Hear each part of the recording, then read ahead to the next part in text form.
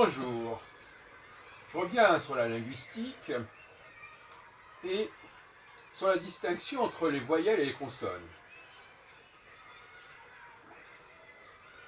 J'ai développé sur le plan musical, après avoir composé quelques œuvres autour de certaines phrases en hébreu ou en latin,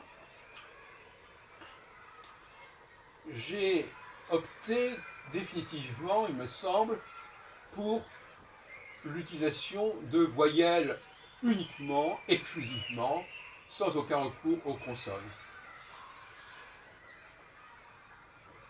Les consonnes ne sont que des déclinaisons, si on peut dire, des voyelles.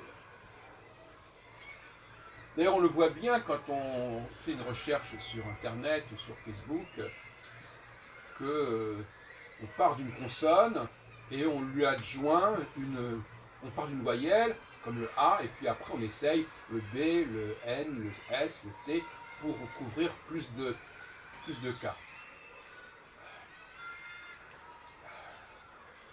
Je suis convaincu que le langage, au départ, est un langage purement vocalique. Le mot voix renvoie à la notion de voyelle. Et c'est un peu paradoxe parce que justement, les langues sémitiques ne comportent pas de voyelles. Elles ne comportent pas de voyelles parce que justement, le lecteur apporte les voyelles en quelque sorte. Et qu'il les connaît et que les consonnes ne sont que des éléments complémentaires qu'il peut effectivement noter et qui vont étoffer et qui vont compléter, les consonnes vont compléter les voyelles. Et j'ai donc généré un champ purement vocalique, donc autour du A, du O, du U, et éventuellement du I, mais surtout le A, le E, le I, etc. Enfin, donc, je vous invite à écouter mes dernières œuvres. Je pense qu'il y a un potentiel au niveau du chant, et on parle souvent des vocalises, un potentiel au niveau du chant qui devrait se restreindre à la seule prononciation des voyelles. Alors évidemment, vous me direz, mais les voyelles, elles ne disent rien. Évidemment, elles ne disent rien. Elles ne disent rien en termes de signification spécifique. Mais elles sont quand même porteuses de sens, bien évidemment. Elles sont porteuses d'émotions. Ça va de soi. On peut dire beaucoup de choses en ne servant que d'une seule voyelle. Et en la chantant, en la déclinant, par toutes sortes de variations. Et pour moi, le langage, au sens classique du terme, savoir un langage où les voyelles sont complétées par des consonnes, et pour moi, le langage purement vocalique est un pré-langage, on peut dire. Nous vivons surtout dans un langage consonantique. C'est-à-dire que les consonnes nous précisent de quel mot il s'agit. Si je dis A, je ne sais pas de quoi il s'agit. Si je dis un ananas, on sait de quoi on parle. Donc effectivement, mais là aussi, il y a des degrés dans le langage. Un ananas, c'est un objet, c'est un mot. C'est un objet qu'on peut définir, qu'on peut voir. Maintenant, il y a des mots comme l'amour qui n'ont pas exactement la même portée que le mot ananas, qui n'ont pas la même, qu'on ne peut pas circonscrire de la même manière. Et puis il y a le A. Alors effectivement, la différence, c'est que les voyelles ont besoin d'être chantées, alors que les mots n'ont pas besoin d'être chantés. Donc le langage consonantique peut tout à fait se passer du chant. Alors que le langage vocalique, lui, il ne fait sens que par le chant. Enfin, ce qu'on appelle le chant, qui en réalité est une façon de parler qui consiste à prononcer certaines voyelles dans une certaine durée et de faire passer un message de la sorte.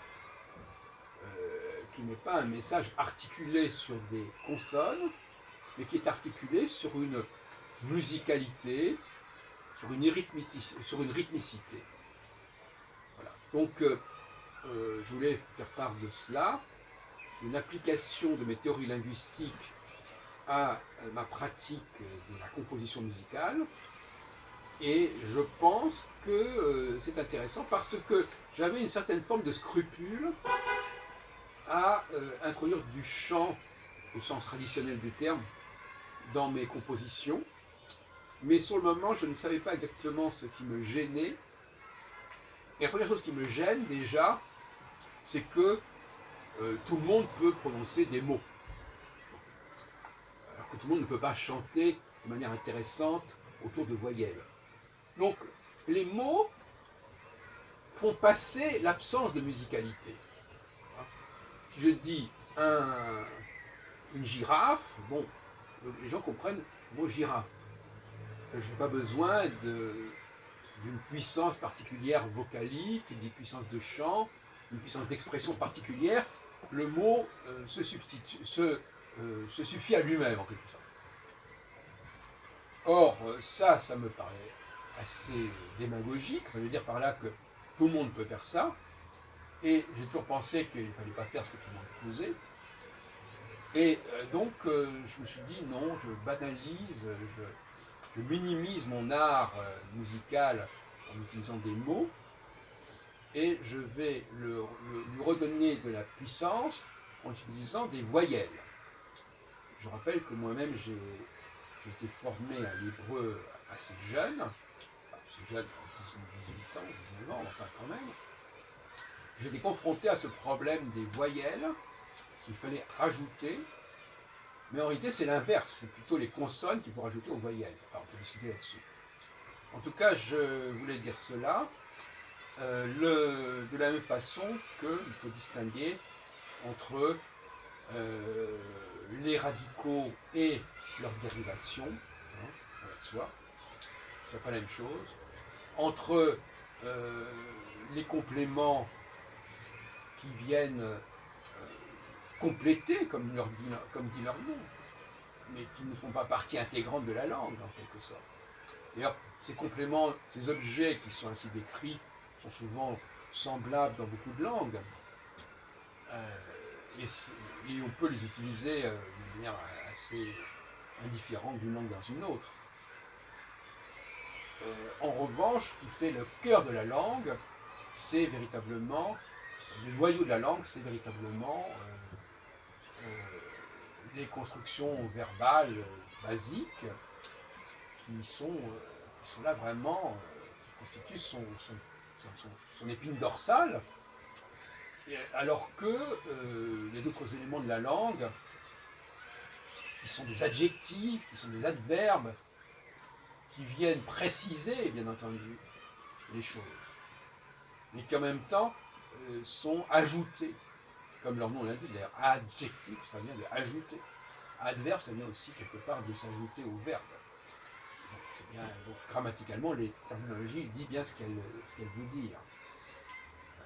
Donc effectivement, nous avons comme ça le passage des voyelles à un système consonantico-vocalique assez limité, puis ensuite, évidemment, des prolongements adverbiaux, adverbaux, adjectivaux, etc., des compléments qui viennent dans la foulée du processus, dans la continuité du processus.